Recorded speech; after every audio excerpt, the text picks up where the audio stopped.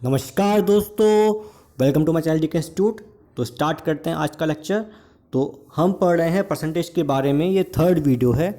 मैं बता रहा हूँ इन वीडियोस के माध्यम से जो क्वेश्चंस एग्ज़ाम में आ चुके हैं वो सॉल्व कैसे होंगे, क्या ट्रिक यूज़ करेंगे उसमें, और किस तरीके से हम उनको क्वेश्चंस को फास्ट कर सकते हैं, ईजी वे में सॉल्व कर सकते हैं, जिससे कि एग्ज़ाम में अगर आप जाएँ और क्वेश्चन उस टाइप के या वही क्वेश्चन अगर रिपीट होते हैं तो आप इजीली उनको सॉल्व कर पाएँ। तो देखते हैं आज का फर्स्ट क्वेश्चन क्या है। तो भाई फर्स्ट क्वेश्चन बोल रहा है P is 6 times as large as Q. The percentage that Q is less than P is. तो P is 6 times large than Q, मतलब कि P और Q में जो रेशियो है वो 6/1 हो गया। तो भाई Q कितना कम है P से? 5 कम है ना। और P की वैल्यू क्या है? 6 है। तो 5/6 इंटू 100 हो गया। तो 6 8 ज़ा 48। तो मतलब कि जहाँ पर भी 8 आ रहा हो वो हमारा आंसर है। तो ए में आ रहा है 8, तो 8 is 83, 1/3 is the answer. Okay, चलिए आगे बढ़ते हैं। An ore contains 25% of an alloy that has 90% iron. Other than this, in the remaining 75% of the ore, there is no iron. To obtain 60 kg of pure iron, the quantity of the ore needed is approximately. हमें 60 kg का ओर चाहिए, pure iron चाहिए। बात समझ में आ रही है? Pure iron मिलता है केवल 1/4 अलॉय में। 25% मतलब कि 1/4 भाग में हमें मिलता है केवल प्योर आयरन, और के 1/4 पार्ट में। 1/4 पार्ट में भी केवल 9/10 पार्ट जो है उसमें आयरन है। 90% आयरन मतलब कि 9/10 पार्ट में ही आयरन है। ठीक है, हमें निकालना है कि कितना और हमें चाहिए, मतलब कि हमें एक्स निकालना है कितना और हमें चाहिए कि जिससे हमें 60 kg आयरन मिल जाए। तो ज़रा आप देखिए एक बार दोस्तों कि हमें 6 4 ज़ा 24, 24/9। अगर मैं इसकी एक न्यूमेरिकल वैल्यू निकाल लेता हूँ और मैच करता हूँ, आप देखो ऑप्शंस में सब वैल्यू अलग दे रखी है ना। तो अगर मैं न्यूमेरिकल वैल्यू निकालता हूँ इसकी 24/9 की और मैच करता हूँ ऑप्शन से, तो मेरा आंसर आ जाएगा। तो भाई यहाँ से देखें तो 9 1 ज़ा 9, 9 2 ज़ा 18, पॉइंट लगाया मैंने, बचा 6। तो 9 7 ज़ा 63 होता है और 9 6 ज़ा 54।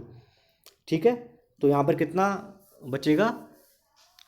60। तो मतलब 7 से जाएगा नहीं, 6 से जाएगा ये। तो 9 6 ज़ा 54।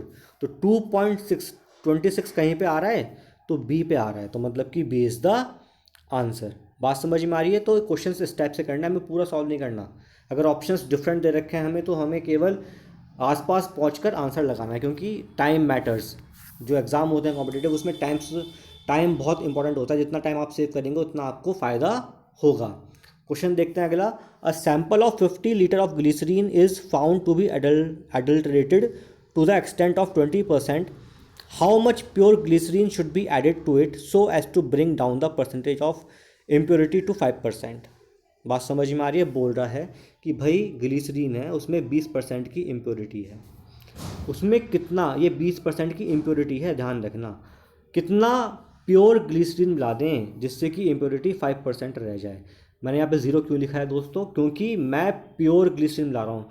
Pure glycerine does not have any impurity, मतलब कि 0 इम्प्योरिटी इसके अंदर होगी। अब जरा इसको ये यूज़ किया मैंने मेथड मिक्सचर एंड एलिगेशन का। तो उसमें क्या करते हैं, बड़े से छोटा माइनस करते हैं। तो 5 बड़ा है 0 से, तो 5 - 0 5 यहाँ पे आ जाएगा।